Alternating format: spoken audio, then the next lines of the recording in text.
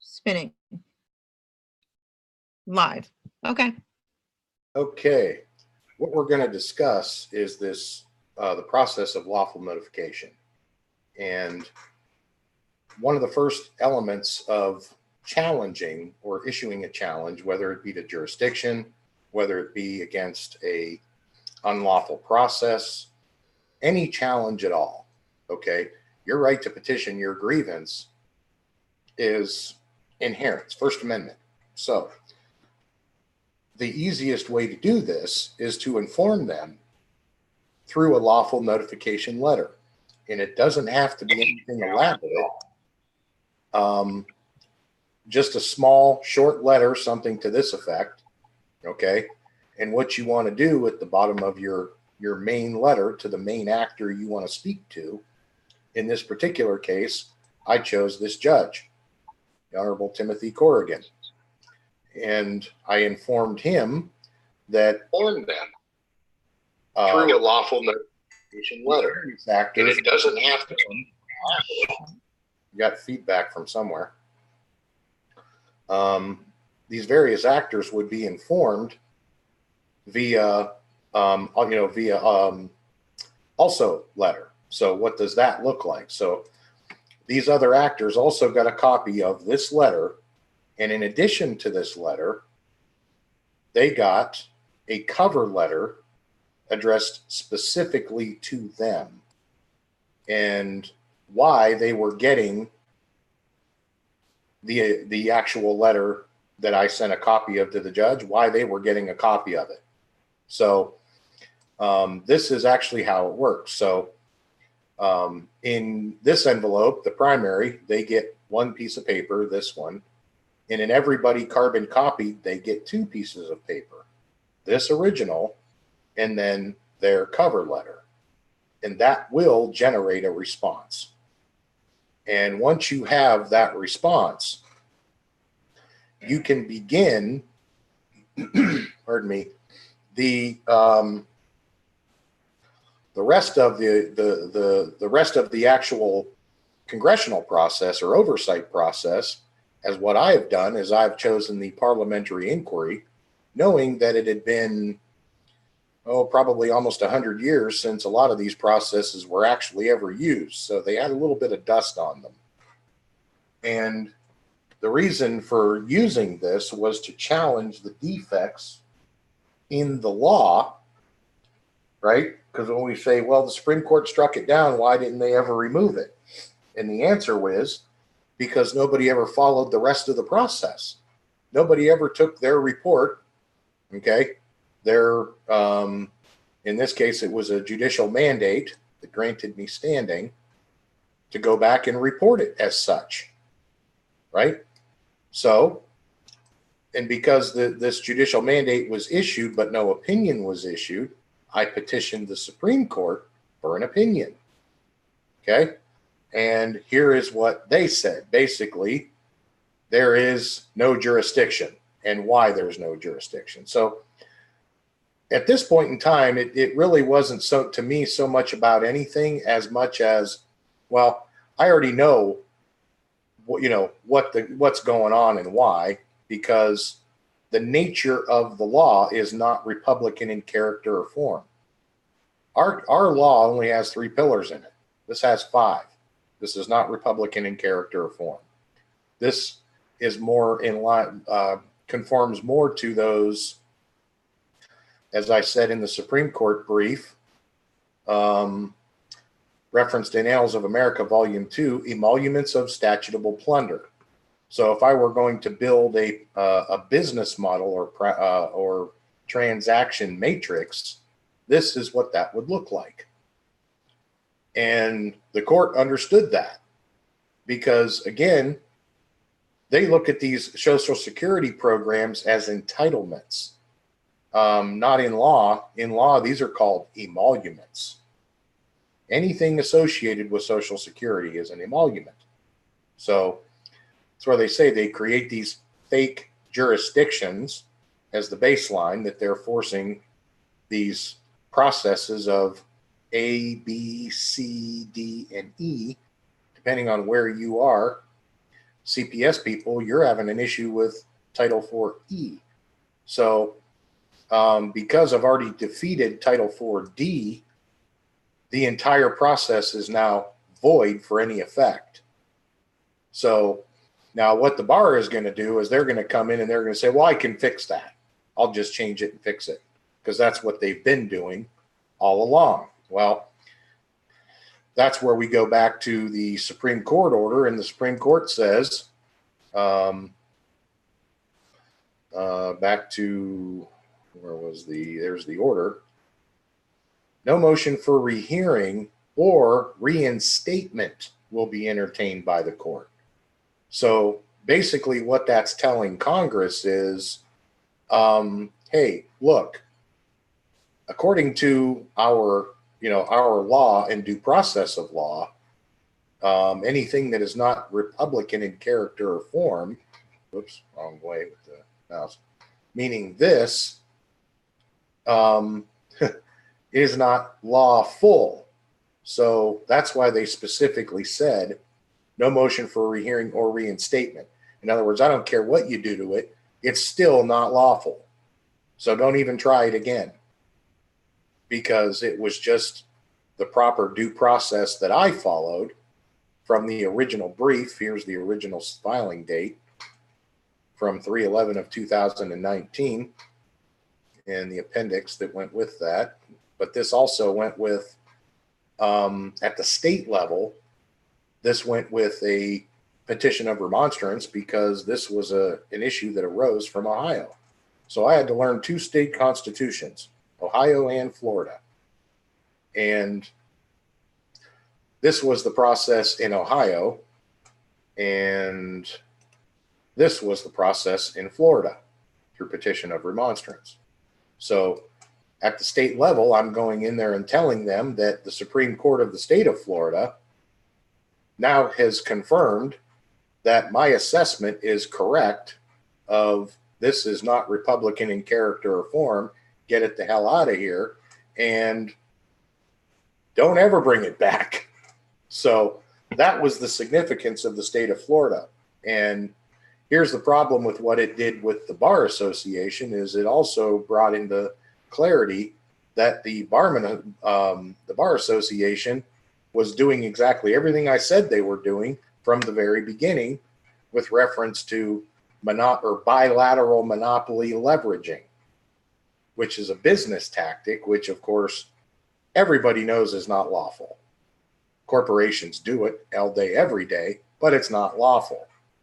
So just actually knowing the mechanism to bring this through to oversight in Washington, D.C., in the Congress. So this is where the word emoluments resurfaced, was because of this parliamentary inquiry. And many who watched Bill Barr's confirmation hearings, Dianne Feinstein asked Bill Barr about the emoluments clause, and he just referenced emoluments. He didn't go into the clause. He just said emoluments are a stipend attached to some office. So in other words, that was his way of stating that pretty much everything in government, or all government, is comprised of some form of an emolument, some combination thereof. Okay, so he said that much, that it's a stipend, but he didn't elaborate on it, meaning that he kind of gave a half truth then. Well, he didn't reference the advantage. He referenced the profits and the gains. So if you look up the word stipend makes reference to basically any profit or gain, which is an old Beauvair's Law Dictionary definition, because the Beauvair's just says profits and gains. It doesn't say advantages like Black's Law does.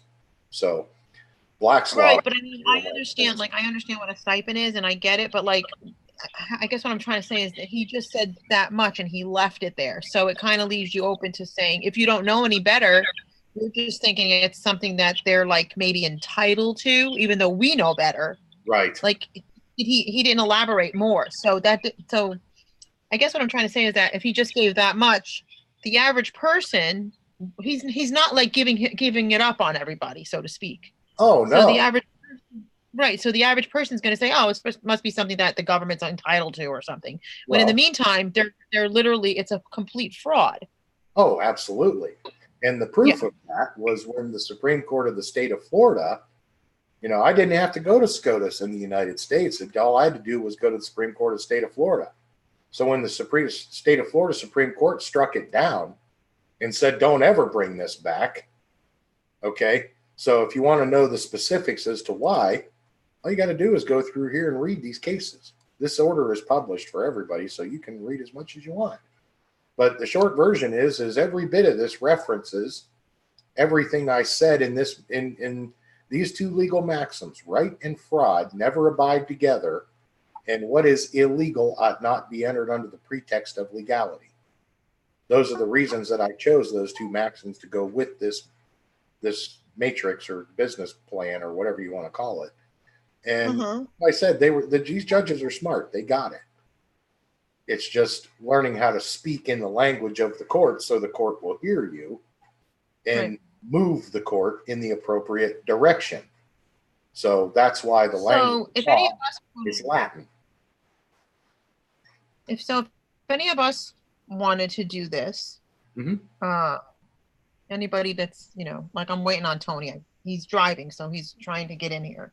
Understood. He's in Connecticut, he just said. So here, he said he was coming in, and then I don't know what happened, but he'll be here.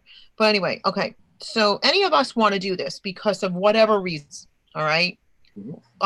We can go through, like, how would you suggest for the total layperson who has no clue, even some fear in filing it wrong or doing it wrong, or what would you say? Like, they can take these actual documents and change them slightly for their own particular case and file them how, where, when. Like, I'm just trying to, like, be devil's advocate here. Okay. So if you wanted to file into the House Judiciary Committee, that is Title 28, and here's the U.S. codes with the Judiciary Committee for oversight. Hang on, I got to mute somebody. Somebody needs to mute. Context of our company. I got him. Okay, keep going. Sorry. You got to rescreen. Yeah, I'll rescreen share. Sorry about that. That's all right. So basically, what you're going to do is one of the things that's going to change is you're going to eliminate the words follow up. You're just going to leave in the matter of, and then whatever your case number is. Okay. Whoever the parties are as they appear in the case, in what order. So because I properly articulated it at the state level, it's me versus them, and the state level appellate court agreed with that. To hear the department say it was them versus me. So I employed a legal maxim or a principle of law. The defendant by plea or exception becomes plaintiff. It's expressed in a maxim of law. That's why it's here. So knowing that this is the beautiful part about a parliamentary inquiry. Now, an inquiry is kind of like you just kind of walk and knock on the door, right? Like, I'm going to poke my head in there and, hey, you just got a quick question for you, right? It's the process itself is if you to pick up the Mason's Manual. Now, mind you, it's not, the Mason's Manual is actually a very small book. It's like 6 by 8 inches. And just remember, there's people here that have no idea what you're talking about. So what's the Mason's Manual? So that's what I'm saying. The Mason's Manual is the actual book of the procedure, the order of operations. Like in mathematics, you have please excuse my dear Aunt Sally, parentheses, exponents, yada yada yada. So that book in the legislative process is called in Ohio, Florida, and DC primarily, they use the Mason's Manual. Now, there are states that use other versions. They use Reed, like Washington uses Reed's, and there's a bunch of other ones. I can't name them all off the top of my head, but fortunately for me, because my state or my case involves 2 states, and of course Washington, all 3 use the same manual. So I was like, okay, good. We now have a unified process anyway. So according to the Mason's Manual, this process called a parliamentary inquiry is only about 5 pages, which is actually very small. If you were to take those 5 pages and put it on 8.5 by 11, you'd have maybe about a page and a half of actual verbiage in a 12-point font. So it's not really that complicated for them to do it. So that's why I started with, yeah, I know it's been a while and nobody's done this. Plus, you're going to have to go blow 100 years of dust off this book. So let's keep it simple from the beginning, shall we, and move forward. And I couldn't believe it when it was actually executed. I'm like, holy crap, this works. So, you know, it's like, okay, well, I knew she was Dianne Feinstein executed this parliamentary inquiry because she specifically asked this word. That's the subject of the inquiry. So here was the other thing that made it almost mandatory for Congress to do it, is the judiciary had issued a standing mandate. They're like, hey, I want to know the answer to this question too, not just this guy. So if you're going to tell him, you're going to tell us while we're at it. So, you know, it was kind of their way of saying, we're going to stand next to this guy, and we want to hear the answer to this question too, because it's going to make a difference as to how we rule on this case. And I said, cool, here, I'll hold your beer. And, you know, this is the, you know, just actually me doing business as a fiduciary, right? There's my fiduciary license number and my Florida notary credential numbers. There they are right there. So, you know, it's just because we're talking about in the process of parliamentary law. Well, I know what parliamentary law was. I've practiced that in the corporate world through my entire life. I just didn't know that's what it was called. We just called it loss prevention, and here's how we did it. But if you were to actually look at the way I did my job, it was the Mason's Manual from cover to cover. And I was like, oh, thank God. Okay, so Brian came in and hold on a minute. The assemblyman is the new one. I'll tell you in a second. Hang on. Chris. So you're saying that you practice this kind of law as an attorney or just as a layperson in business? This is in business. This is how you run a corporation. Right. So that's what I wanted to make clear for people who are like, literally, you got all levels in here right now. Right. You got Brian, who understands everything, and then you got me, who's like several notches underneath Brian, and then you got Danita, who's, you know, maybe like in the middle mark, you know what I mean? So I'm just saying this. Okay. Well, anybody who's ever worked in a corporate world has probably heard at some point in time, hey, hand that over to loss prevention, right? Some form or fashion, they've heard that word if they've ever worked in a corporate structure, because loss prevention is the backbone, the management mechanism of the corporation. So if there is anything that needs to happen or needs to take place, it's going to go across loss prevention's desk at some point in time. And it doesn't matter what it is. So because that was my job in these global auto parts corporations was loss prevention, I'm like, oh, cool. I get to do my job. The thing I was good at. Yes. So, you know, to me, it was like, why would anybody be all excited, you know, jumping up and down about, you know, a corporation and its subsidiary departments?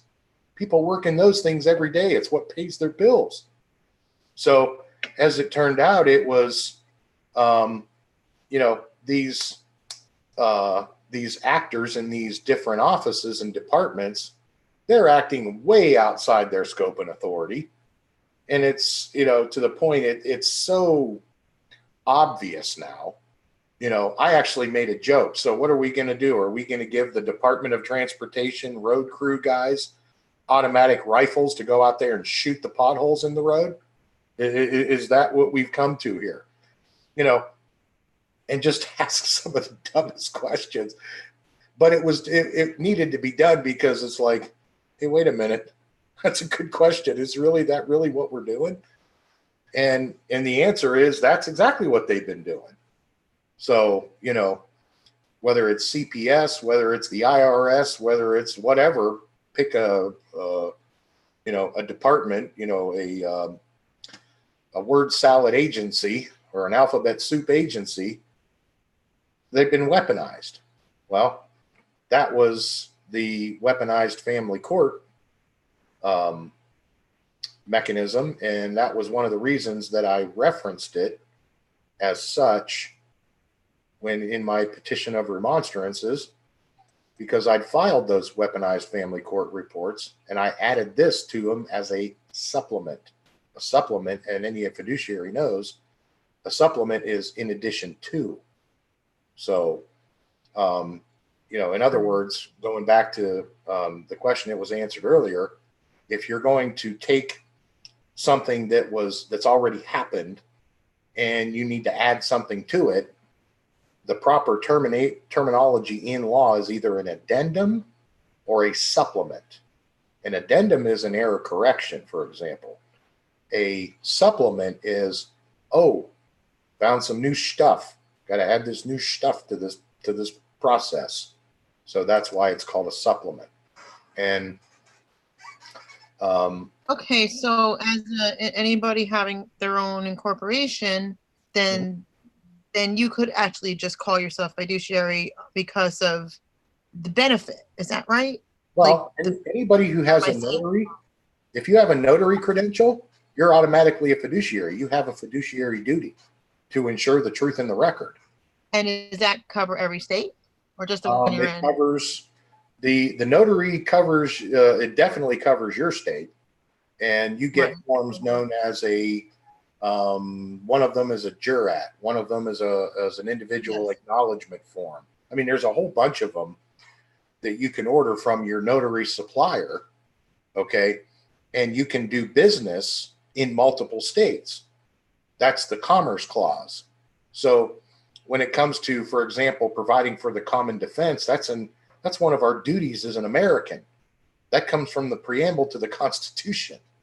So not only can they not license the practice of law, Schwer versus Board of Examiners, Sims versus Ayer. I mean, I could go down the list of how many times the bar has tried that one. And they've lost every single time for every reason they've ever tried to build that monopoly. The fact that they keep purporting themselves with a credential that they don't have, I said, look, enough of this is enough. Quit purporting yourselves as something that you're not.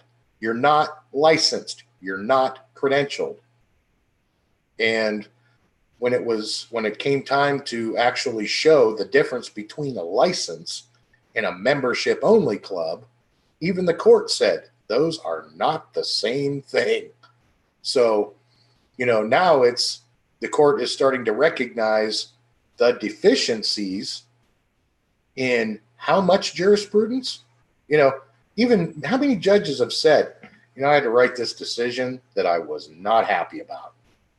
And the reason they had to write it was because there was nobody there to give the rebuttal or the defensive posture or the actual provide for the defense, right, against the bad argument, whatever the bad argument was.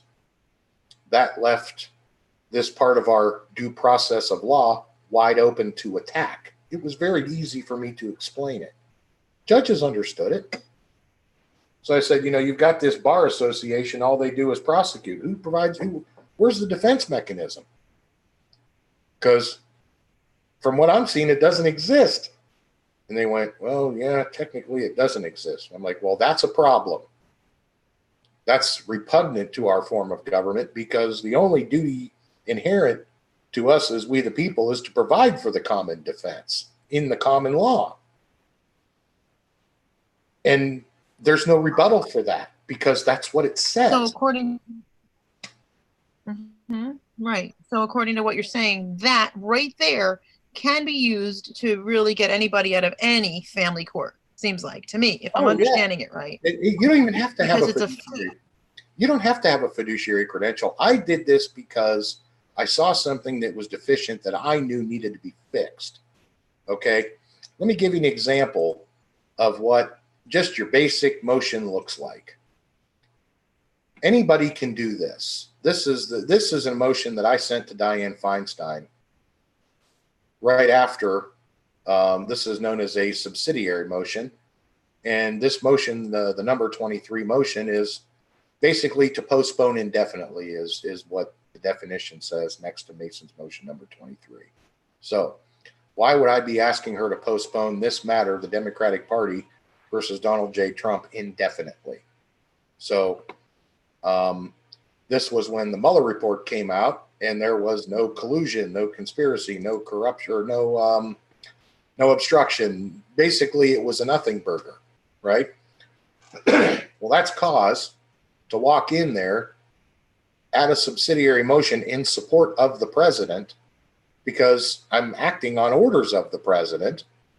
That's what established my company. Executive Order 13781. He issued an executive order where he said, hey, look, I need help from the citizenry on rebuilding the executive branch because it's all screwed up. So I was like, dude, hold my beer. I'll go to work. And that's exactly what I did. And this was my notice to Dianne, which was, let me zoom in on this so anybody who can use on their phone will be able to read it a little easier. And if you can't read it, I'll just read it to you real fast. Madam Chair, I come before you in the form of this motion, not as a party member, but instead as one of the people, pursuant to the political question doctrine. And of course, I cited the source, page 1346 of the Black's Law 10th edition. Please consider this motion in the best interest of the people of the United States and refrain from further process against President Donald J. Trump in the Emoluments Clause matter pursuant to the 1991 definition on page 638 of the Black's Law 10th edition. Though this definition does have some historical significance, it is hardly cause for indictment by this or any other committee when in consideration of the highest and best traditions of our constitutional republic or the representative democracy corporate entity with which we do global business. So I informed her right here, number one, I knew what they were trying to pull. I knew where they were trying to get it from in the dictionary, and they were trying to literally write this into existence, because before 1991, it was the definition dated back to like the 15th century and never changed. So how all of a sudden in 1991 did this new definition appear? This was them literally trying to create an argument. Well, I caught them at it. And so basically, here's what I said. I said, I instead appeal to your higher sensibilities and experiences as you look around the emoluments of your office and ask yourself these most simple questions. Is one word really worth going to civil war over after more than 230 years of peaceful history under our belts? And are emoluments of statutable plunder the legacy for which I am to be remembered? That's referenced in the Annals of America, Volume 2. And it was just respectfully submitted by me. No CEO, no special titles, no special nothing. This is just a guy who came and knocked on the door and said, hey, Dianne, I got something I got to show you. So you're going to want to run this through.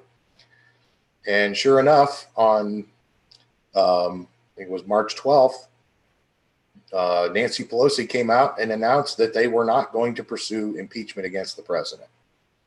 Said it was too divisive.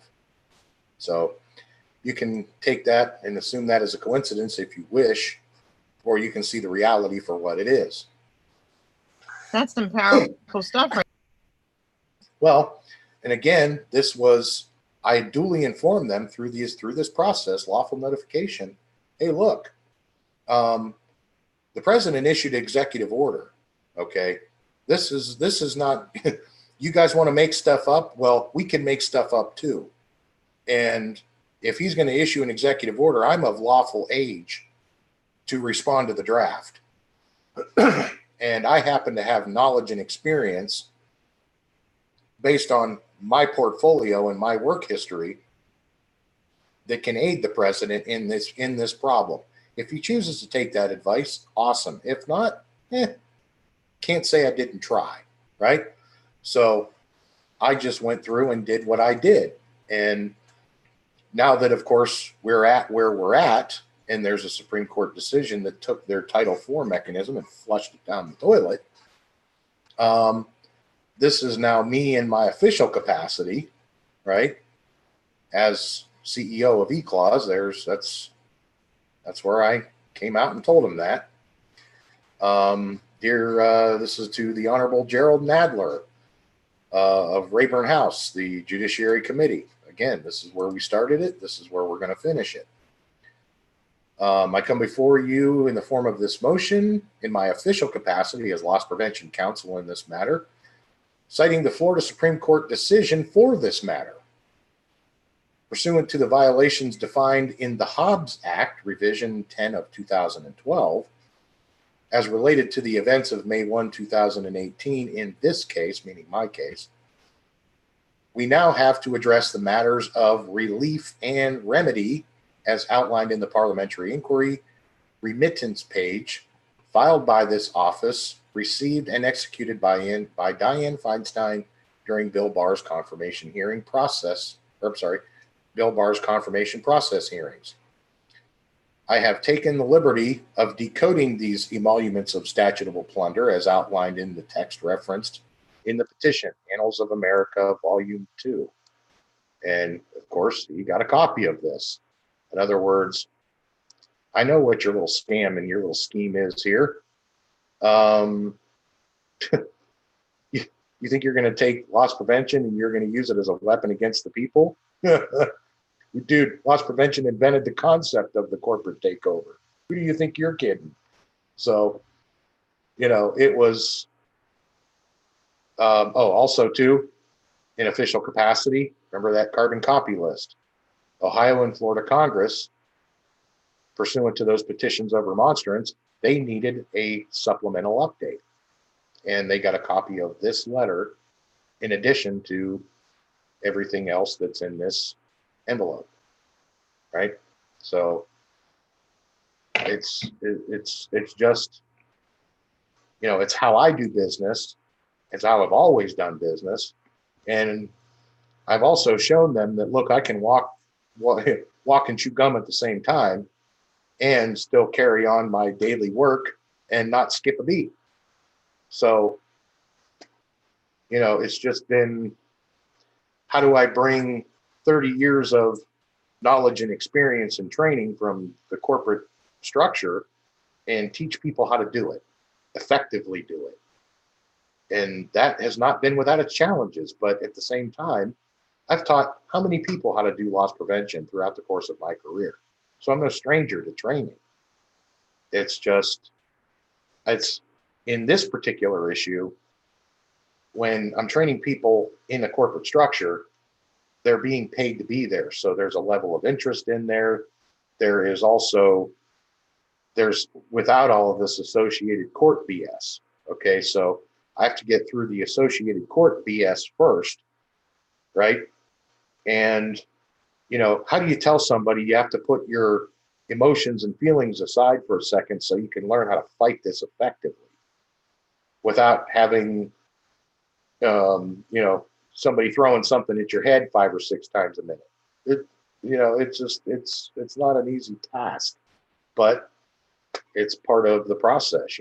Sometimes you just have to, like with me, it was, I don't care how much my ex, drove me crazy.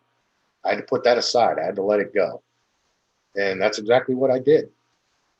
So, because you'll notice, not at one time, other than in the title of any of these documents, does her name appear.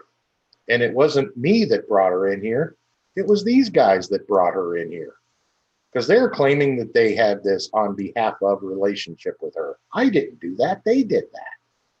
So, you see what I'm saying? It was just how to bring it out in such a manner that's so ridiculously obvious to make them look as dumb as they really are and make them say, oh, thanks, by the way. as they turn around and cuss me out as they're turning around and walking into the next room, swearing and whatever else they're doing. So I hope that kind of gets you up to speed a little bit on that. If you want, I can go. If you want, I can go. I was saying. Oh, go ahead. I just had one question about the food. I noticed you have nothing burgers. You have word salad. Sounds like you have a restaurant.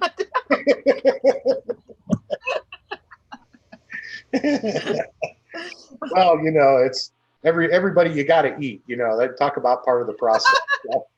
You know, I just want to know what kind of ice cream. Well, you know, you got nothing burgers, word salad, and hold my beer, right? So, what else? There you go. I didn't know if anybody in the group had a question. It looked like somebody got kicked out, but they'll be getting. Oh, it's Brian will be back. Okay, Brian will be back. But did anybody in the group have questions right now before he moves on? Yeah, I have a question, maybe a couple. It sounds like you're talking about language and verbiage, which basically I'm thinking that everything that they use within the corporate structure, courts, judiciary, I mean, all of that is corporate and commercial. So that language is copyrighted, maybe trademarked, and there might be another word that applies to it, patented. So when we as people communicate in a common language, even prior to common law, is that basically what we're talking about? And then the second point would be everything within that structure is a contract. So is that what you're talking about here? Well, what I'm saying, seriously. There we go. So basically what we end up with in this situation is you're redressing, your part of your grievance is exactly what you're talking about. Because, well, first of all, due process of law is a right retained by the people. So who do you think you are, bar association actors or whoever, to claim an ownership of a right? That's turning a right into a privilege, licensing it and attaching a fee to it. You can't do that. That was Murdoch versus Pennsylvania. So somebody providing for their own, you know, for their own defense and being charged with unauthorized practice of law. Wrong answer, right? That was Sims v. Ahearns, 1925, Schwer versus Board of Examiners. And, you know, like I said, the whole list. So this is them trying to claim the rights that they don't have, right? And they're trying to put this stuff under these things called corporations and say, oh, I have immunity. No, you're not. You're not serving Big Macs. You're serving up word salad, and you're trying to put people in jail for crimes that you have made up and then you've patented. Or did I miss something? And you missed genetically modified immunity salad dressing. Right. Yeah, now is that ranch or is that blue cheese? Is, you know, Italian? No, it's completely genetically modified, which means it's not even. Yeah. Yeah. So basically, what I'm doing is I'm telling them, look, we know what the intended purpose of corporations is. Go look at, if you have a car, go out there and open up your car. We use corporations to build cars. Have you ever had a Big Mac? We use corporations to make Big Macs. You know, and so on and so on and so on. Those are the intended purpose of corporations. So if you're going to use this thing, call it a corporation, and you're going to claim that it's a government entity and you're going to use it to prosecute somebody for word salad, you're an idiot. And I have a right to petition my government with a redress of grievances against that. Because if you look at those declared acts of tyranny, that qualifies as those, he has erected a multitude of new houses and sent hither swarms of officers to harass our people and eat out their substance. That's conduct indicative of a tyrant. That's treason. No, not only can you not use a corporation to commit treason, that's actual punishable by death. So that's, again, but where do you take that, that claim of trespass against my liberty interest? Well, that's Congress. That's why it says what it says. You don't petition the court. That's the crime scene. They're using courts as weapons. So insane. It's mind blowing. It's like, it's amazing it got this far. It's amazing it actually got this far. I really think that social media exposing all of this is what's finally going to tear this sucker down, because all these prior years, they continued to believe that you walked into a court. And, oh gosh, I can't remember where I read it today, but basically it might have been one of your documents or something I was reading. I've been saying it all along, but then it was like I actually saw it in law. When you deceive people to believe something, it's a crime. It's a high crime.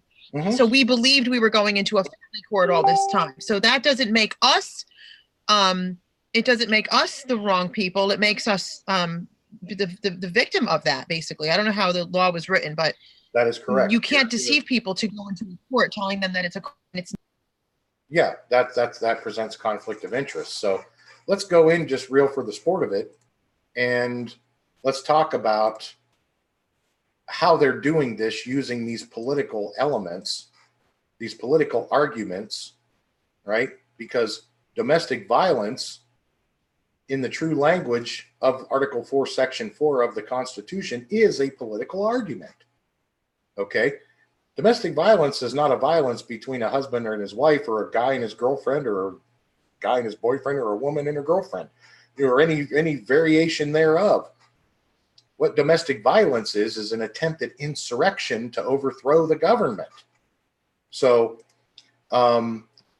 if you observe the political question doctrine, as I have, the political question doctrine states that the court can't even enter an opinion unless asked to enter an opinion on any political question, right?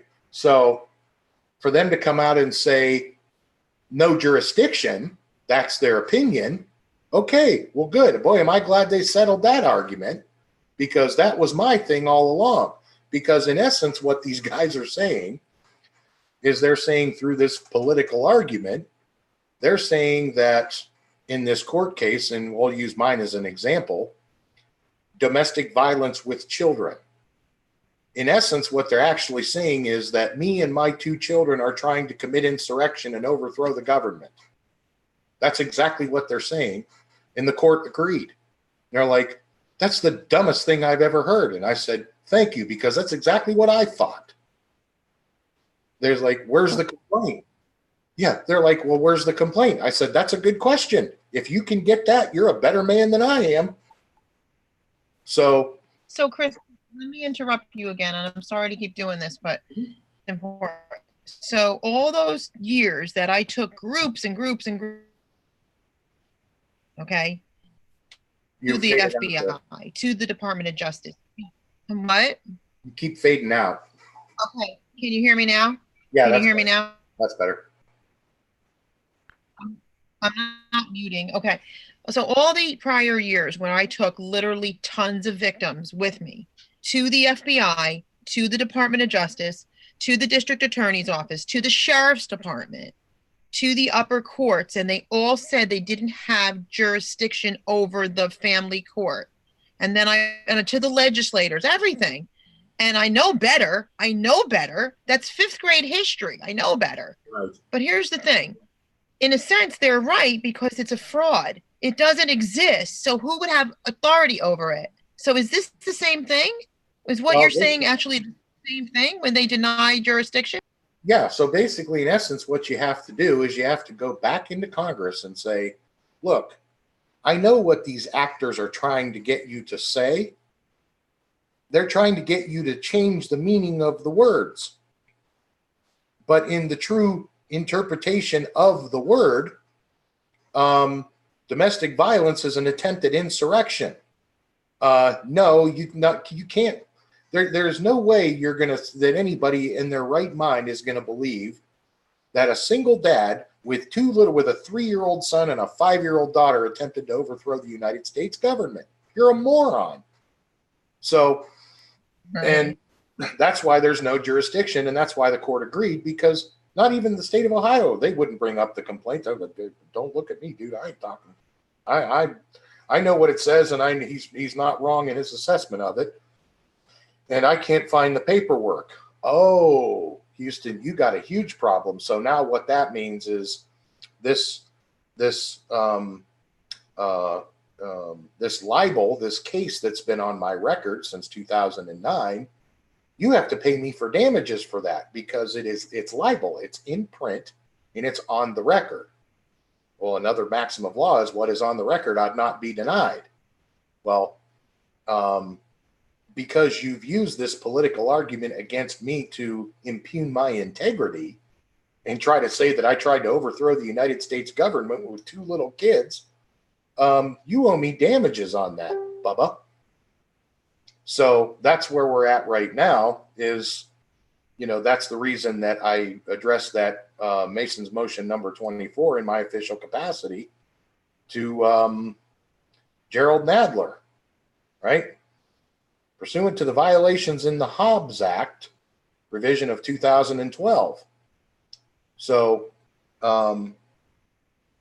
this is why I said, we're almost to the end of this. We're not quite there yet. Getting the bar to prosecution, meaning that this is SMU stuff made up, and no, it's got no standing in law. Kick rocks, goodbye. That was key. That's a key to a whole lot of cases, and I mean a whole lot of cases.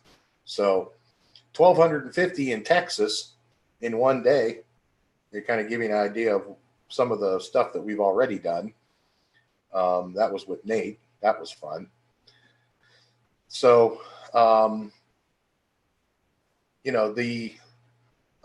of fact, speaking of the Hobbs Act, I do have a memorandum of law that I did prepare at one point in time. And let me pull that bad rascal up here.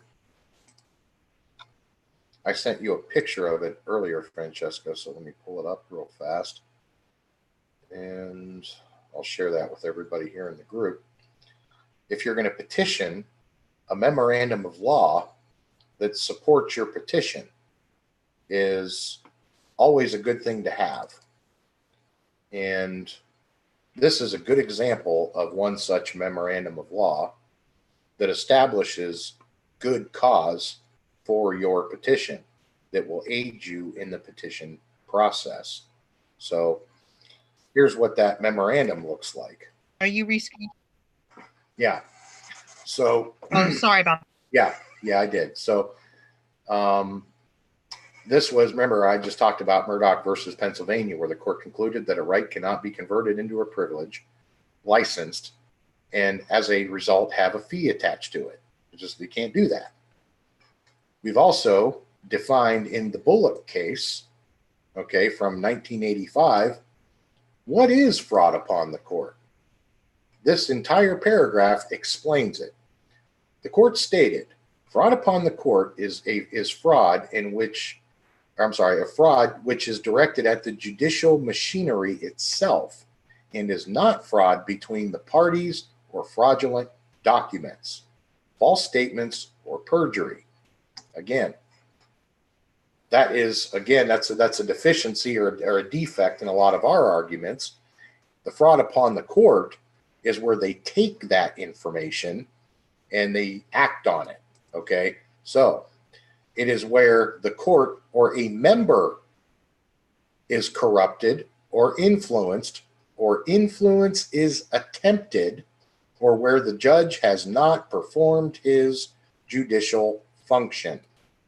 So this is kind of like a chicken or the egg argument. So in other words, you're saying, well, wait a minute. In one breath, you're saying fraud upon the court is not fraud between the parties, fraudulent documents, or false statements. But you're contradicting that. And when you're saying it is where the court or a member is corrupted or influence is attempted, where the judge has not performed his judicial function. right? So to me, that was like a double negative. And I also said it is also thus where the impartial functions of the court have been directly corrupted. So knowing that this was the end result, litigating the kind of contradictory language in the decision was kind of a moot point when you realize the end result is the impartial functions of the court have been directly corrupted. So guess what? They did address the problem, and they kind of, by giving contradictory language, they've basically said it isn't, but it is, because we know the end result. That's why I call it word salad, because that's exactly what it is. Why don't you just say what's on your mind? To me as a man, that nothing bugs me more than somebody who won't come out and say what's on your mind. Grow a pair, will you? So this was again, we're going to make a constitutional argument in the where we go to make constitutional arguments, which is Congress. Okay, as the Constitution recognizes marriage as a civil union, this is also a right protected by the 9th Amendment to the U.S. Constitution, therefore not subject to contractual obligations outside of this union. Now, why did I choose the 9th Amendment instead of the 14th Amendment? And here's the reason why. Because the 14th Amendment does add for provisions of contracts. The 9th Amendment is specifically, as it says here, the enumeration in the Constitution of certain rights shall not be construed to deny or disparage others retained by the people. Now, if you ask anybody who quote unquote practices law, they call the 9th Amendment an ink blot. I say, as far as I'm concerned, here's an ink blot in your eye. Choke on it. I don't fall for your 14th Amendment bar garbage. As far as I'm concerned, the 9th Amendment is sufficient to support marriage as a right between a man, retained by the people. So, I don't need to go through your bar process and your court BS and all of that other word salad. I got enough of what I need right here. So, as far as violations, this is where it gets really, really tricky. Elements of the offense. Now, mind you, because we're talking contracts, that gets into the Commerce Clause, interstate commerce, interstate or foreign commerce. Because interstate and foreign commerce and war are the only two lawful jurisdictions that we actually allotted our government, right, to assist in overseeing. So, robbery is defined. Extortion by force, violence, or fear. So when they come and they show up at your door and say, pay us money, or we're going to take you to jail, that's extortion by force, violence, or fear. That's definitely an emoluments violation. Unlawfully taking by force, violence, or fear. And these are obviously defined. Fear of injury. Open the door, I'm going to shoot you. Right? Theft of property. Actually, it just says property, but it refers to theft of property. And then, of course, anything affecting interstate commerce. And, these are specifically outlined as trespasses and codified about anything that affects interstate commerce. And because they're using these contracts, that's, a violation of the Commerce Clause. You can't use a corporation to steal somebody's kids and sell them, you moron, right? So, in other words, the same where they try to say to me, you and your two kids tried to commit, insurrection to overthrow the government. No, I didn't. You're an idiot for even making that allegation and proved it. So, this is where you inform the other side the various cited violations contained within the attached document as a result of unlawful enforcement of this contract are submitted through the remonstrance or parliamentary inquiry processes as required by constitutional law. Because if you're going to go and you're going to make a constitutional argument on constitutional law, that's in Congress. That's got nothing to do with the court. So henceforth, henceforth only to be construed in this process as supporting documentation for this claim to grant this demand for cease and desist any department process proceedings against me in the future, and I sign my name to it. So that's it. This is just a document in support of. I've actually published. I took my name out of it and I just put a blank there and signature of complainant down here, and published it so everybody can use this. But the whole point was, this is the proper memorandum of law is part of the proper due process of law. So, you know, anything that supports your argument, you can put in a memorandum of law. So that's an easy way to explain a memorandum of law and how and why they're so effective.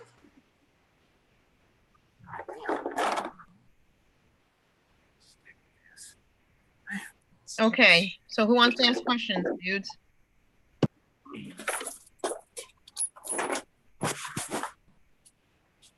I got a question. Can you explain between the courts, which would be the lower courts, district, state, federal, and you spoke of Congress. So can you explain implementing possibly what and in what scenario? Can you be a little more specific? Can you start at the district court? If you're in a district court, say with children or property or offenses, but then you mentioned shifting it into Congress. So how do you transition going from your local where you're being harvested to resolve? Well, and this is one of the things that you can always do in petitioning your grievance. As soon as the trespass happens, okay. I always say, if you're driving down the street and you get a flat tire, you're not going to drive all the way to your destination before you change the flat tire. Chances are you're going to pull off the side of the road and change the flat tire. This is no different. Unless you're me, and then you're going to put the music up as loud as you can. No, I'm kidding. Epic. So what you're going to do is you're going to say, okay, hold on.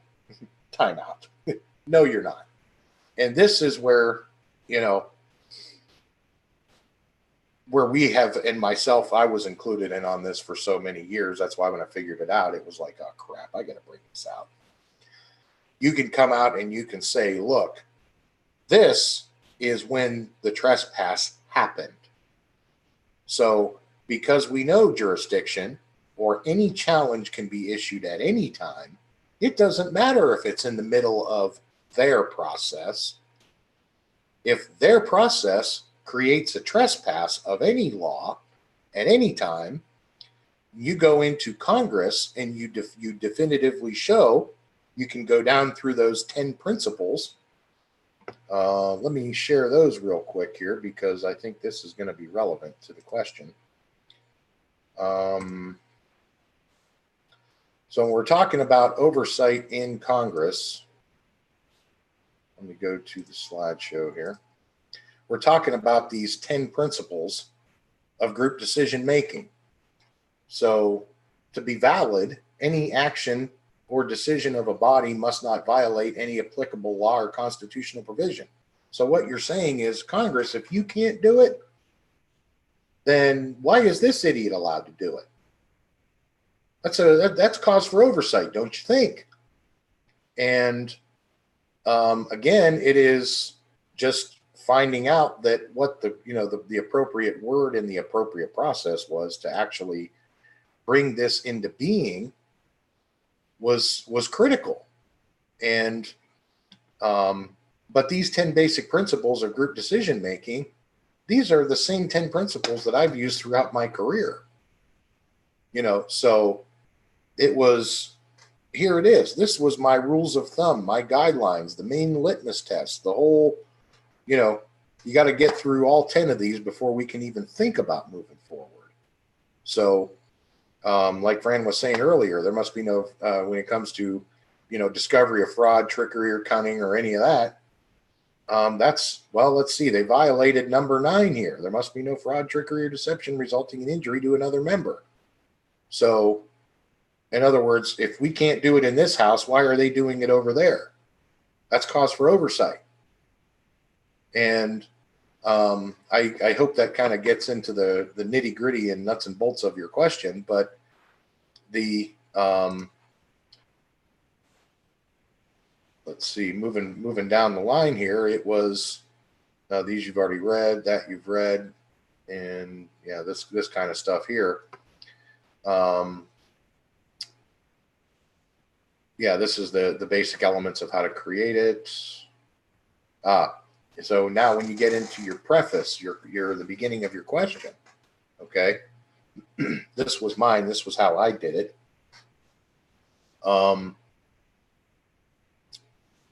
What's on the left-hand side was me coming in and announcing who I am, what I do, just kind of the brief overview of me. What's on the right was actually beginning the grievance process with starting with these 3 fundamental principles or maxims of law, right? And lawful due process of law, pursuant to the 10 principles that I just outlined there. And this Title IV at all of the Social Security Act.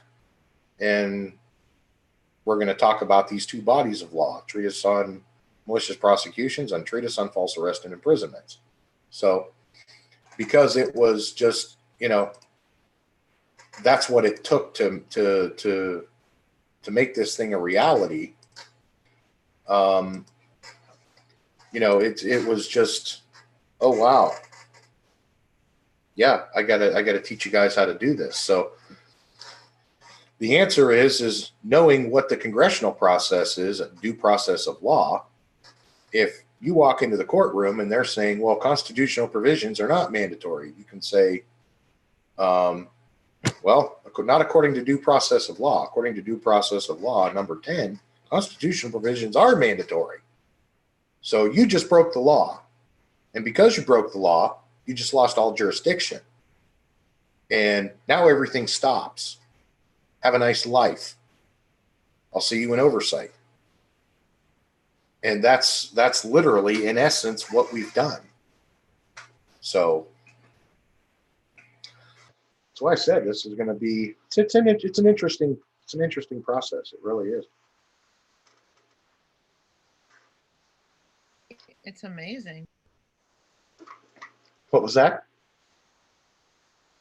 It's just amazing. Yeah. It's amazing to me. Like for me, and I'm sure you hear it all the time too, Chris, from getting all these messages around the clock from victims and what they've been put through and all the hell people have been put through, and knowing that this is such a fraudulent system and it continues to go on every day. I'm so angry about it. And I'm like, wow, just knowing this and the public knowing this. I mean, I think that if the public knew in mass numbers, there'd be a war, which I think we're coming into. I believe we're going to come into. I absolutely, positively believe we're going to hit a war. No question about it. That's what the Democrats want. They've been trying to get us to fight a civil war now for 200 years. They just enlisted. Mm-hmm. That's what tears me up about it is it's one thing that I don't know because y'all didn't teach me, but these suckers know. And they are instructing, and their construct is the whole thing that they formed, and that's they know and we don't. I mean, that's what really. I understand that they smart enough to do this and they've done this and done that because this is their plan. But for them to be doing it and they're the one installing it and instituting into our lives when we're just victims of their fraud, and they're the ones doing it. Hey, I always look at it this way. I tell them, you guys think you're so smart? Go tear that car apart and tell me every part that's in it, because I guarantee you can't. I know I can, but I know you can't. And so, it kind of levels the playing field a little bit, because I know darn well they wouldn't know an alternator from a power steering pump. So, that's why I say, these guys, oh yeah, I'm this and I'm so smart. Yeah, I did. Yeah, really? Prove it. And, it's not only did I learn what I know, I actually learned what they're supposed to know in addition to learning what I know and how to manage what I know properly and lawfully throughout the course of my career. And my education coming from, various business classes and various business schools was, didn't have a damn thing to do with law school. I said, I don't want to play court. I don't ever want to play court. You go play court. That's your thing. Have at it. Enjoy it. I'd like to say something about the against the war, because that's our ultimate goal, is to not cause, be the source of the controversy. So what basically you're speaking about is they are the source of a controversy on a very high level. So one of my things is we're having to show a chain of title in terms of our identity from so many levels: DNA, fingerprinting, iris scans, facial recognition, all the whole gamut. Now, when walking into an alleged court where no video, no audio, no recording devices, no cell phones, et cetera, et cetera. So they're in complete privacy.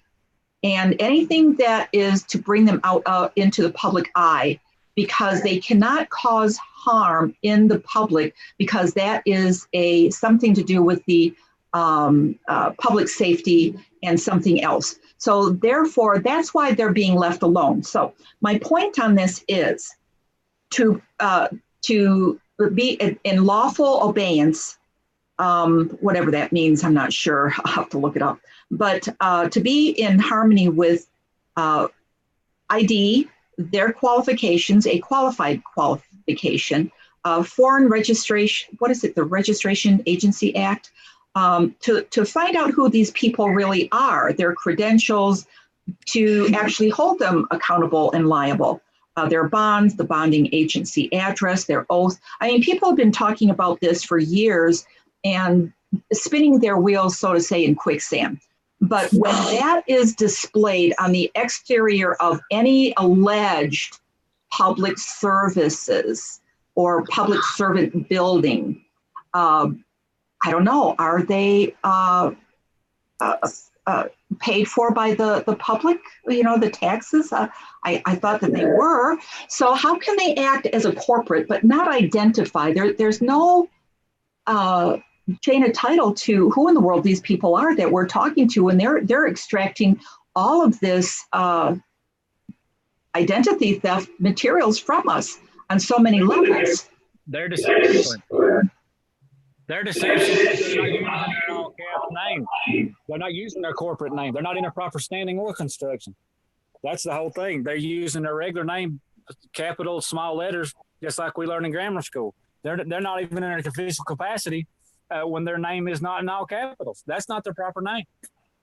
But you still licenses in law, and they're not even using they're using initials and not full letter names. Is the other side of it. I'm just saying. Well, all of that it still is involved with what we're talking about here is in terms of they have to present their credentials to us. I don't care what name they're using. They can use, XXX. But in the meantime, when they're sitting in that seat, and I believe that what I heard early in this conversation is those seats are actually abandoned. They are not.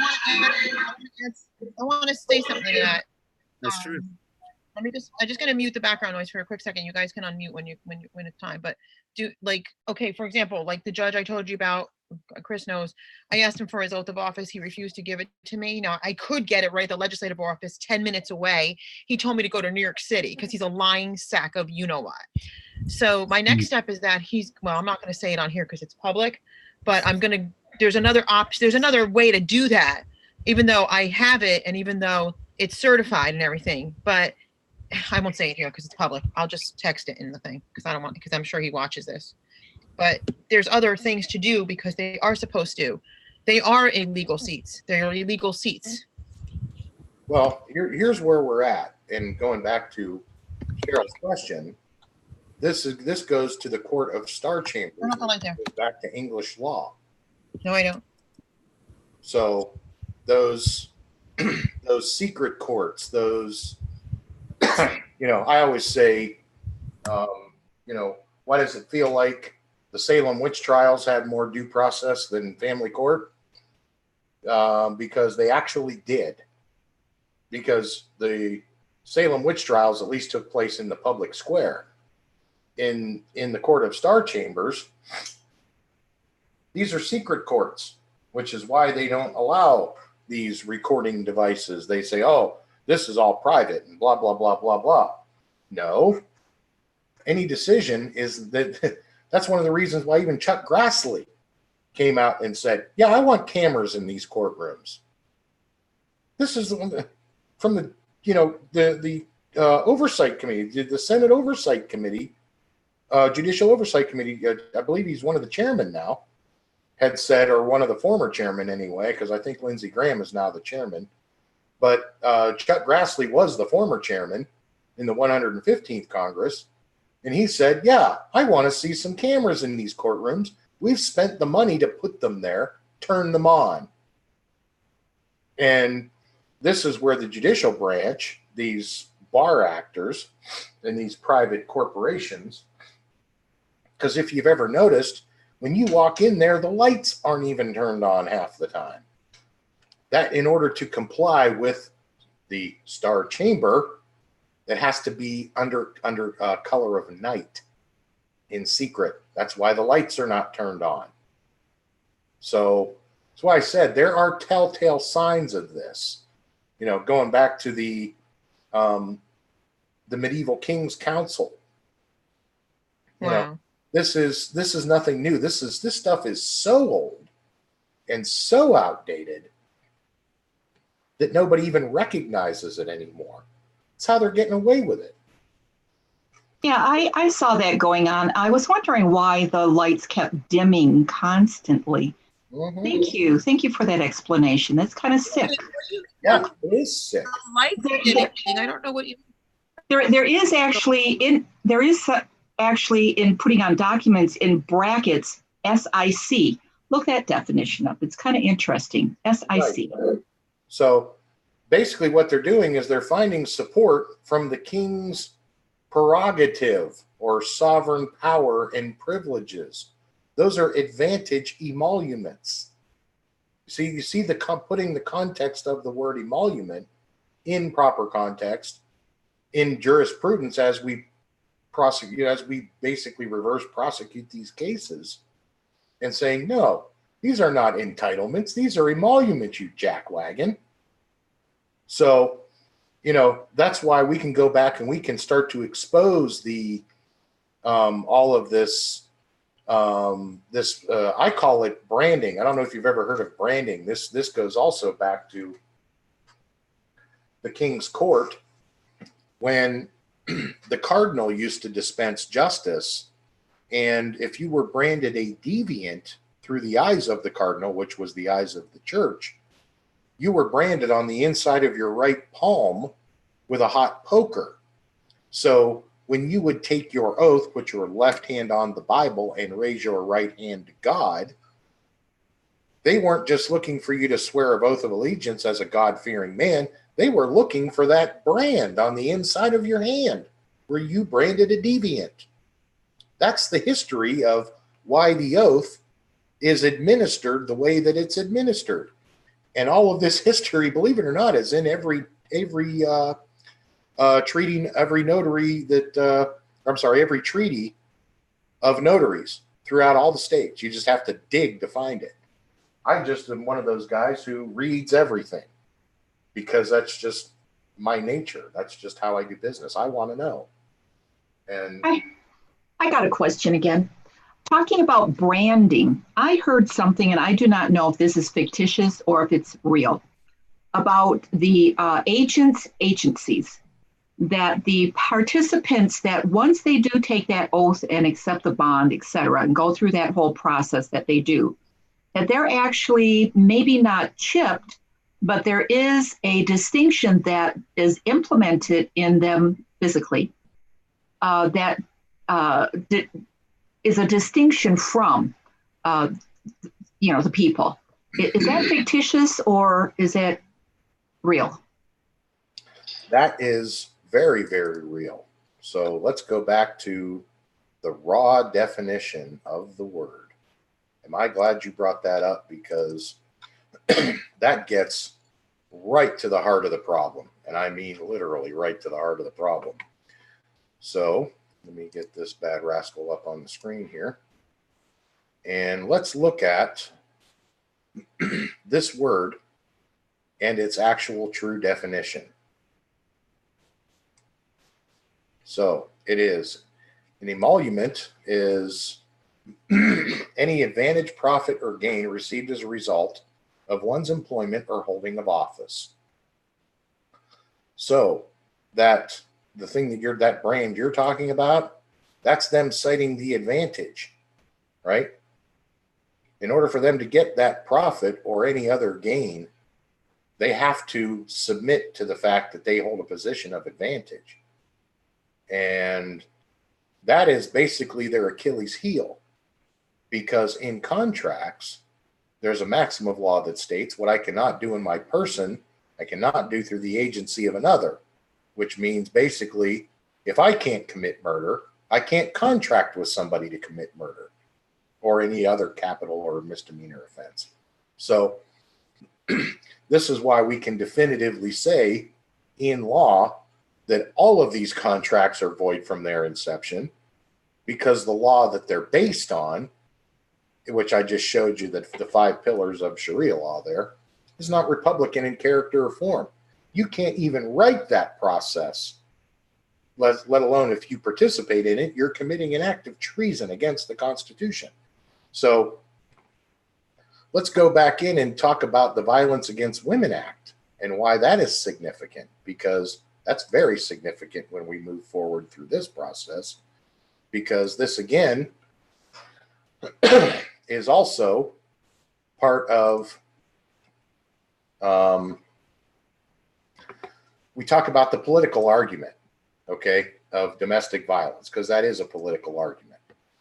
The Violence Against Women Act, like the Social Security Act, is a political act. So they're using this this political argument to commit domestic violence against women. That's what they're doing, because that comes from the ideology of the Quran. Women are a possession. They're literally less than nothing. So if you've studied any of that ideology, women are property to be bought, sold, traded, whatever. Talk about repugnant in character and form to our republic. Whereas if we look at the Declaration of Independence, where it says all men are created equal, well, that includes women. I think pretty much anybody with half a brain would basically state that, oh yeah, men and women are created equal. We established that. Rosa Parks made that very clear, as I recall my history on that issue. So, and not only were we okay with that, we're like, cool, it's about time somebody came forward and said, yeah, these jackwagons can't do that. So, that's why I said it was a matter of showing that they're using these political acts to commit this political argument of domestic violence against women. Mm-hmm. And it was very enlightening to people that have no idea about this ideology and what it is and why it's so dangerous to women. So my question becomes, why is it that women are so, infatuated with the allure of all of these programs, when they treat you like nothing but a piece of property? How do you not see that? And the answer is these guys are good used car salesmen. They're good con artists. They're good BSers. So until they get you in the private. Now, I do want to make a point on what you brought up, the violence against women.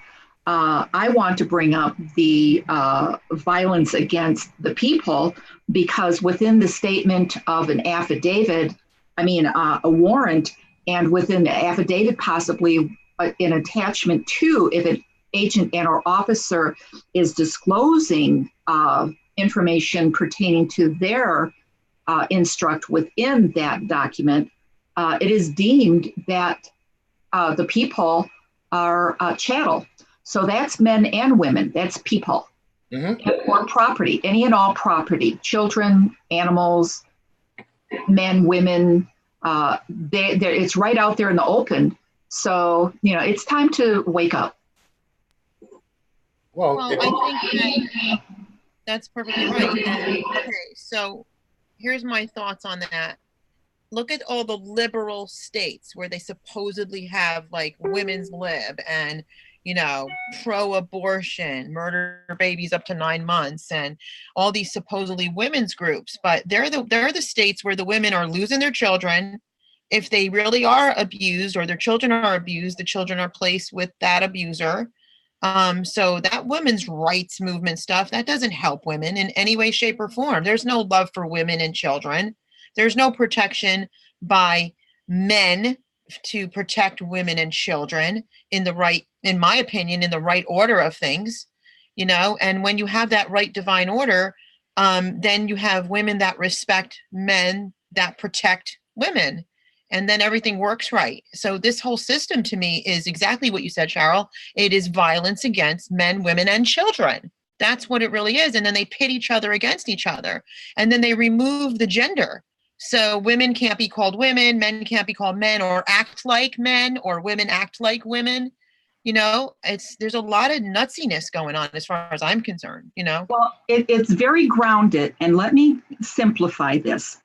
When someone has to take a complaint or they take a protest into the street to complain, they're not taking care of business in their own home, in their own personal situation. They have completely abandoned their capacity to take care of their business within their family structure or in their populace within their community. They've communicated no more. What they're doing is they're going to the streets, they're complaining, they're protesting. So therefore they are walking proof that they are incompetent, and they're going to a third party, the alleged government and or agents or agencies. So that is really, things have to change. In order to get resolve, we have to collectively come with our capacity intact and do things that we're accomplishing here. And bringing people to the resolve that if you got a problem with me, come and talk to me. Why do you have to go to a third party debt collector? Basically, that's what they all are. Absolutely. And that's what our group wants to do whenever we asked about, well, what kind of solution would you think? I said, my solution is to abolish something that's illegal. I don't want to go into something that's illegal, such as a family court, and take it to, if you really have issues where you can't resolve them, take it to a mediator, or once you have the family court out of your hair, criminal law should be working properly when there really is abuse situations or drug situations. So you can protect your children, whether you're a father or a mother, and let the system work the way it's supposed to work, where if a mother and father are genuinely both unfit, if that really is the case, then you have biological bloodline to raise children so they stay within biological bloodline, because what's going on out here is just absolutely insane. Well, and again, when we talk about, what's the similarities and what's the differences? Well, these bar members purport themselves as practicing law. No, they're not. They're practicing their stuff made up. They're patented, or what do you call it? Copywritten statutes and all of their codes and rules and all of the stuff they make up, right? And they say, we're going to keep monopoly control over this and you can't have it. I'm taking my ball and going home. And when this is the difference of the due process of the court and due process of law. What I teach is due process of law through the actual constitutional mechanism that was left for us to follow. So as many times as we've said, well, you hear decisions that come down from the court and say, well, that was a due process violation. Well, okay, define which process. Well, when you're talking due process of law, they skipped over, for example, step 9. Yeah, there was fraud, trickery, or deception when this decision was made. So the law fails. That's why, again, no jurisdiction for that. It's just taking and following that process in its true form, right? So it's, if you got a problem with a person, person in like kind, then you go deal with that person in a civil setting, right? If it's civil in nature, the neighbor's dog keeps peeing on your flowers. So that would be something you take them to small claims court for. Doesn't make for a good sound. Right. So, that's a civil complaint, person versus person. That's a suit in like kind. So when we're talking about a grievance against the government, whether it is a de jure government or whether it is a corporate government, well, that process is the same, whether it's de jure or whether it is corporate. And that process is the 3 pillars of the republic, and it was designed that way for a reason. So in other words, you have any agency or actor within government that steps outside of the scope of that emolument that they were put into and creates this cluster mess. You say, well, here was the date of the trespass. I don't care what they're telling you. They can tell you I'm a disgruntled litigant all day long. And guess what? I wouldn't be here if I couldn't prove that. Here's the proof of it.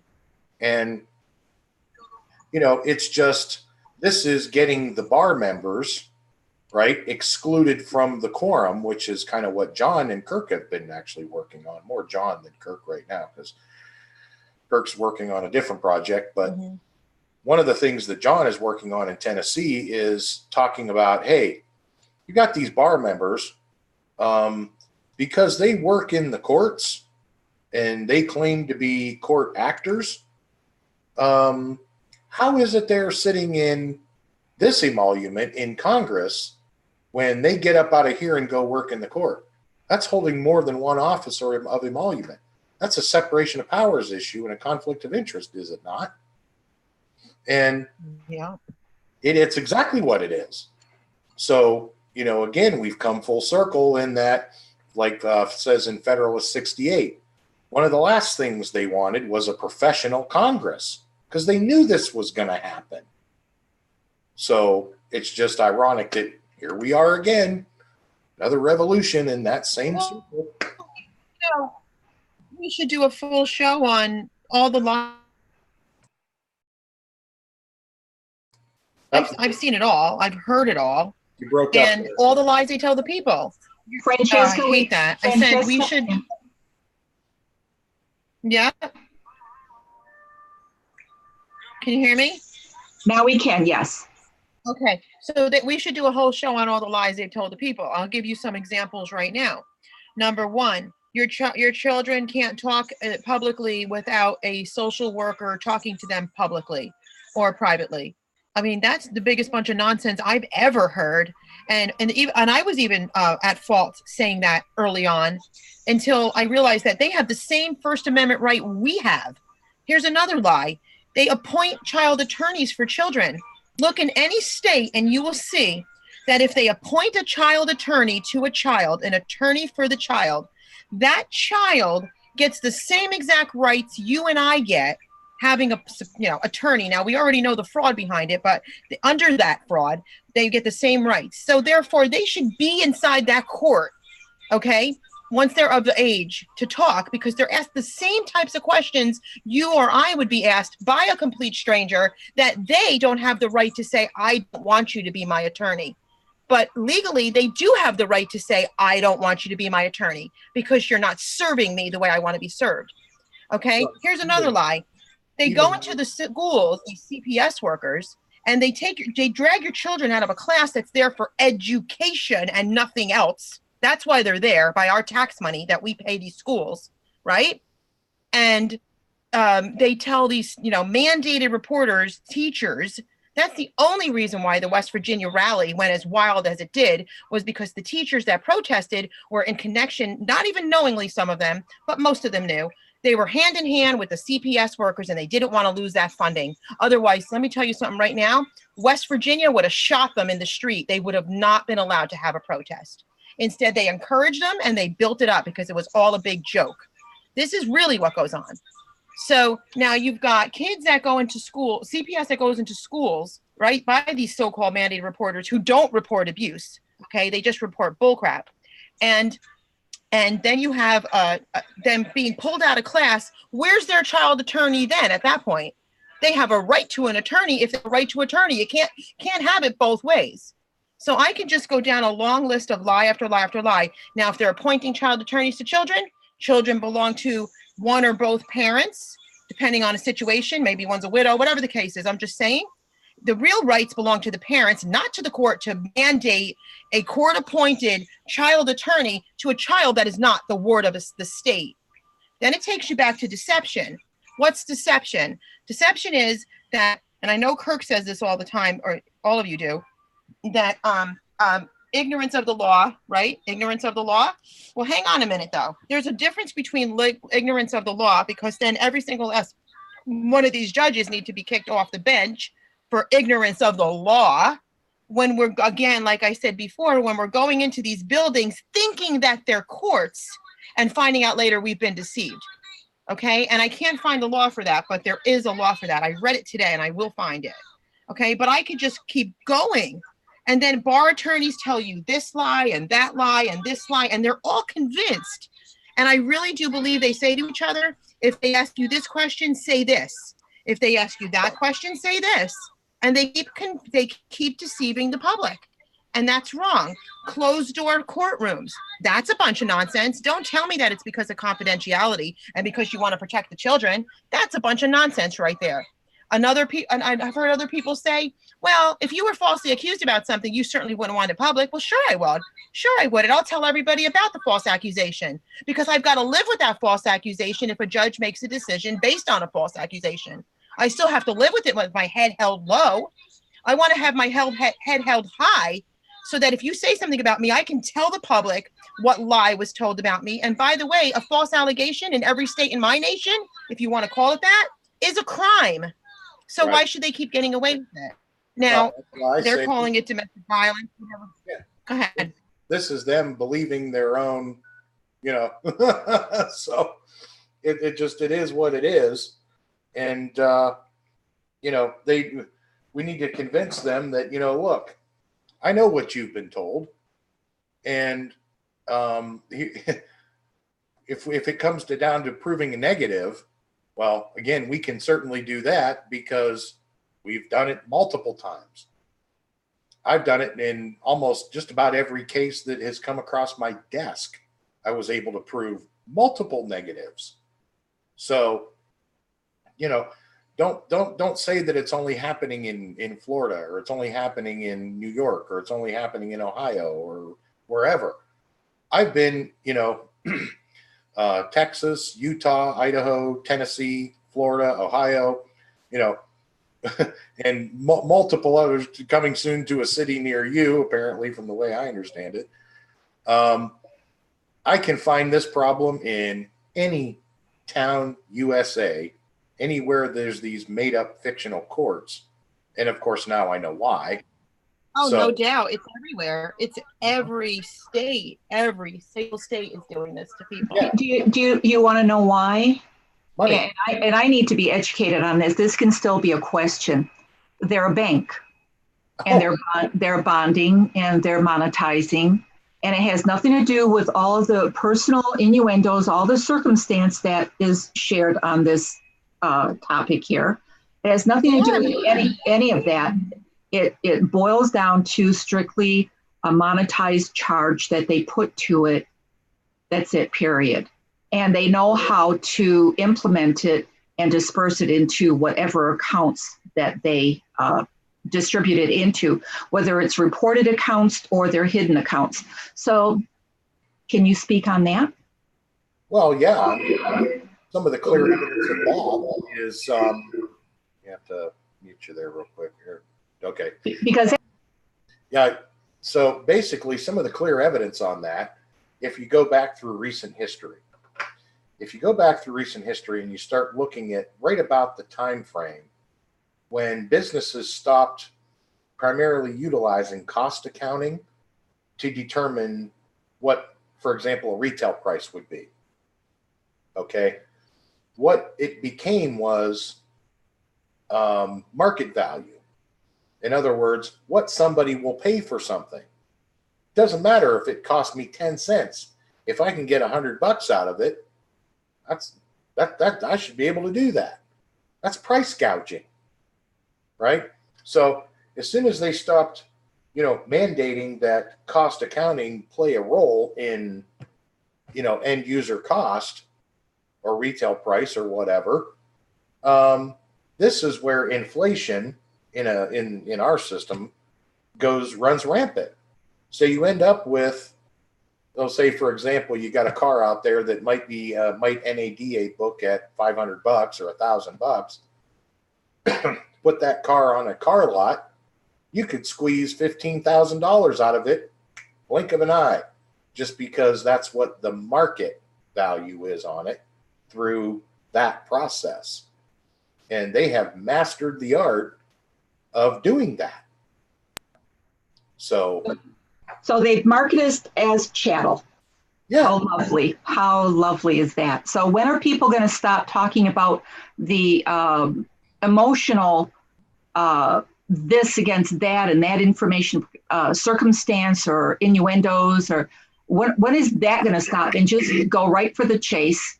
And it's all about the monetization, these statutes, codes, ordinances, etc. It has nothing to do with anything else. Now, also looking at those topics, they are actually unconstitutional, I do believe. How many millions and trillions do we have in the warehouses of codes, ordinances, violations, et cetera, et cetera? Are these actually laws? What exactly is a law? And how many millions do we have in there that are, I believe they're unconstitutional? So that would throw out any and all of these cases to begin with. Well, that started was, can you undo your background noise there, Cheryl? Thank you. Where that started was when we did away with the gold standard and we went with this global banking mechanism. That was in our progression of law. I'm going to pull that up here because, believe it or not, that's actually a declared act of tyranny. And I know a lot of people don't even know that. So I'm going to pull that up and I'm going to run through that in the Declaration of Independence here with you. Chris, what'd you say it was called? That's actually a declared act of tyranny. When they actually changed our system of money, that's altering fundamentally our style and form of government, because the Constitution actually lays out the process of how do we coin money. Right. So let's go into, here it is. Let's talk about that global banking mechanism and why that's actually a violation of the Declaration of Independence. It says he has made judges dependent on his will alone for the tenure of their offices and the amount and payment of their salaries. You want to manipulate a judge? That's how you do it right there. And that's where these global bankers, right? These actors from Brussels, we know who they are. They know that we know who they are. And it was just a matter of saying, okay, well, that's why I pay attention what Trump's doing when he went in and reinstituted the gold standard. They can no longer manipulate judges now through the payment of their salaries or even how much they're getting paid. So That's why you're going to start noticing a whole lot of changes in how the judiciary does business, because now they don't have to worry about appeasing these political actors anymore. They are a separate branch of government, and they can perform the offices or perform the duties under the office and not worry about any of this potential attacks on the, as we go through, like we did in Texas, and we said we found the defects in the emoluments of the 446 District Court, and we properly remonstrated that. We're going to clean that mess up. They see we're doing it. They're happy to see that we're helping them, and they're doing their job as a result of it. They're like, well, son of a bitch, it's about time somebody finally figured this out, because we're sick of saying nobody has jurisdiction to pull this garbage. So this is what it takes. I mean, it just takes us following the due process of law to say, well, they said family court, this and that, and the blah. Family court is not lawful, period. No. Kick rocks. That's Kirk's favorite saying. So. Well, I'm excited. Anybody watching, I'm going to be working on remonstrance for New York, but I have a question, Chris. If we did a remonstrance, when I do a remonstrance for the state of New York, is it something we can all join on, or are these individual remonstrances? What is the deal with that? Okay, believe it or not, in a remonstrance, it's not like when you think of like a class action lawsuit. There is an actual benefit to everybody individually bringing your own remonstrance. Now, here's the reason why. If you collectively go in as one petition, if they find a defect with one of the petitioners, the entire thing fails. If you go in on your own, it's easier for you to manage your own case because nobody knows your case like you do. And I mean nobody. Okay. So this is one of the reasons why it is so much more powerful when they look at these legislators. They look over and they see these piles of petitions of remonstrance going from 2 or 3 to 2 or 3 feet in height, and every one of those is a new person. It's like, I think we need to re-examine how we're doing this job. You see what I'm saying? And it's, that's what it's going to take to get the point across. Now you can do it, like, in other words, we have a huge group that are going after Anthony McGinty, the Ulster County judge. Can we each do a remonstrance specifically against his actions against us? Yeah. And let me show you what that, just for the sport of it. So attention, everyone watching. We're going to be holding a very large meeting soon in New Paltz, New York. We'll give you guys the address and everything and the date and time very soon. So let's see here. Well, this was the Supreme Court cover page. What does the petition look like? Here's what a petition of remonstrance in Ohio looks like, this page. Here's what a petition of remonstrance in Florida looks like, this page. That's all it takes to get the process started. Okay? You don't have to have any fancy schmancy credentials like I do. I'm just using them because I saw an inherent problem related to something that I hold as a credential, because this word appears in my oath of office. And the oath of office it appears in is both right here and right here. So it's like, well, if this word affects me, I want to know, I have a right to know, hey, what does my government say about that? Okay. State of Florida, state of Ohio, and oh yeah, because I have that, again, having that credential and knowing how to use it properly, I'm going to petition the court as well. Knowing full well what the court's going to say, the court says what it always says. That's its standard answer. The court has no jurisdiction. It is what it is. It's a political argument. You know what the parliamentary process looks like. Don't sandbag us. We're watching you do it. So, it's like, okay, I'll go back to the house of politics. knowing that I hate politics. So this is kind of the standing joke between myself and some of the, the people that I'm working with here in Florida. They're like, maybe you can speak it in a language that they're not getting it from us, because every time we say it, it only gets worse. So here, you try it. So, that's the kind of our standing joke. You reach a point where it's so ridiculous and so redundant, looking at the true nature of like domestic violence with children. Wait a minute. You're saying that I, by myself, with 2 little kids, tried to overthrow the government. You're an idiot. And, when you look at it in the true intended verbiage of the law, it's kind of that face palm moment going, oh my God, my brain hurts. And so it's like, okay, I know what they're pulling with this word salad thing now. Okay. Somebody hold somebody's beer. I'll be back. So that's where we're at right now. I always tell everybody, pay attention to what's going on in DC, because that's really, in essence, when we're going to find out what action is going to be taken against these actors. We're going to find out when the FISA court makes its ruling about that exact same crap that they pulled on the president with the fake dossier and all that other garbage they pulled. When those judges issue the ruling, that's when we're going to know what to do definitively. So that's why I said I'm just sitting back here going, okay, well,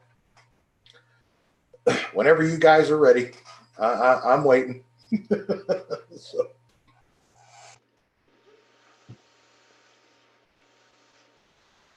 Thanks, Chris. I was muted. I'm sorry. Oh, that's fine. Yeah, but like once you got the remonstrance to go through, though, then we'll close for tonight. But once you got the remonstrance finally for them to do the right thing, and you got the remonstrance to go through, Chris, what were the benefits you got from that? So people understand. Well, the first primary benefit was to get the court actors off of my backside. The second thing is to get it on the table of how they're going to actually clean my record and make me whole again. Because remember, that branding, that thing we were talking about, that's not lawful.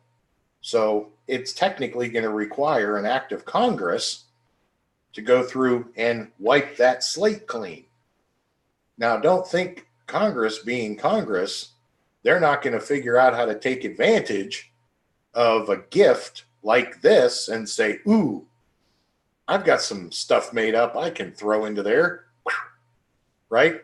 They're gathering as much stuff made up as they can right now to drop into this clean sweeping mechanism. And so we go through and clean these records out, right? It's we're going to try to eliminate as much as we can. And as long as there's nobody really dead or nobody really injured, little BS process crimes like, somebody cheated on their taxes or, something stupid like that. Who cares? Really? I mean, come on. That's so stupid. It's ignorant. Yeah, there should be some form or some fashion of hand slapping or whatever, but, to utilize that process as a weapon, the SMU Act.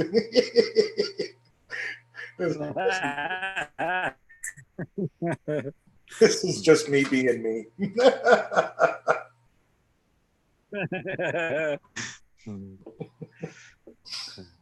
Only you. So complete training course with it. What was that, Joe? Complete training course with that SMU. Right. Well, that was very, very good. I'm just going to close the live portion right now. Okay. So thank you, everybody, for watching. And we will be back with Chris Hallet one other evening. If you guys want to join boot camp, punish the number 4 being a parent.com.